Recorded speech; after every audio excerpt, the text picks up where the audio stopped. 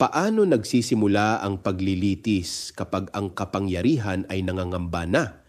Kapag ang depensa ay hindi na lumalaban sa Kamara kundi naghahanda na sa Senado, hindi ba malinaw na may kinikilala ng bigat ang kaso? Hindi ito simpleng usaping politika. Ito ay proseso ng pananagutan.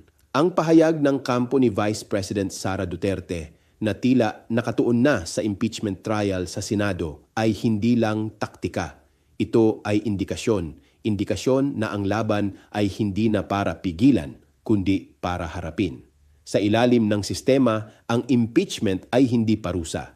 Ito ay mekanismo para siyasatin ang kapangyarihan. Pero narito ang tanong, kapag ang proseso ay umusad, sino ang may kontrol?